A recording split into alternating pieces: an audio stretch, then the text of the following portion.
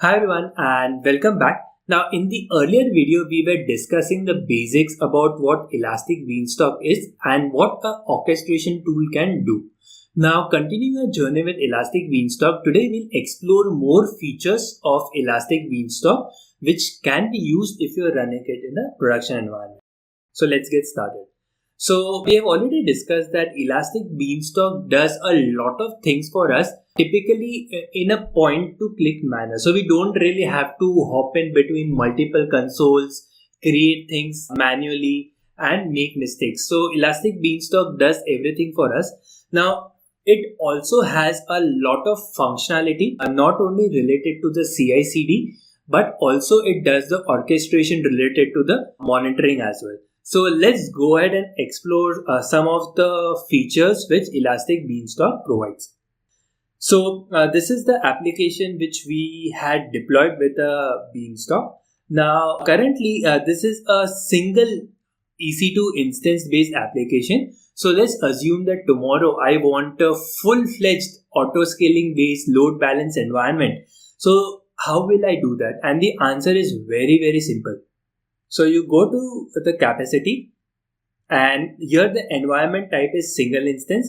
You make it load balance. You select the minimum instance that you want. You select the maximum instance you want. You select the placements where the instance will be launched. And along with that, you can specify various auto-scaling based configuration like when should auto-scaling happen. Should it happen when CPU utilization is greater than 70% or network bias is greater than X amount or very similar. So once you do that, you can go ahead and click on save and automatically Elastic Beanstalk will configure this entire environment based on auto scaling. So you see how simple it is. You just have to click few buttons and Elastic Beanstalk will make the entire environment from a single EC2 instance to a full-fledged auto scaling based groups. So this is what the power of orchestration is all about. Now along with that, there are some interesting features of Elastic Beanstalk that I wanted to show you. One is the health, where you can see the health of all the instances within the console itself. You have the monitoring, where you can see the CPU utilization, you can see the network utilization from the Beanstalk console itself. So you don't really have to go to CloudWatch to see all the updates.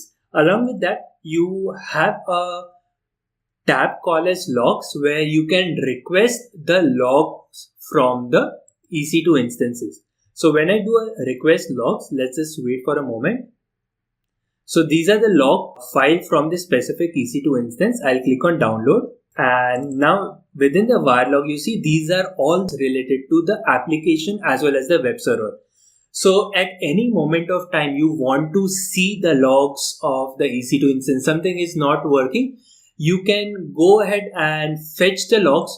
You can fetch last 100 lines, you can fetch full logs, and everything will be done for you. So this is what the Beanstalk is all about. Now one of the places where I have seen Beanstalk being used quite extensively is typically in the organization where you don't really have a dedicated DevOps. So for a developer who are not really good, who do not really understand more about how will you create a load balancer, auto scaling groups, launch configuration, attach the auto scaling with ELB, those are things which DevOps would ideally know.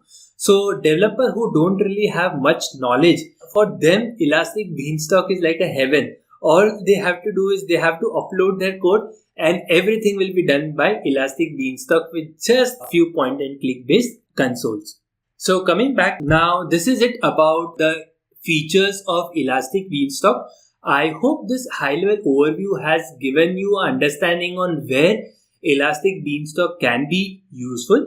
Now we will have a few more lectures related to Elastic Beanstalk where we'll explore some more features provided. Now in the upcoming video, we will be speaking about the EB extensions, which are also called as the Elastic Beanstalk extensions, which are a powerful extension which really makes a lot of things simpler.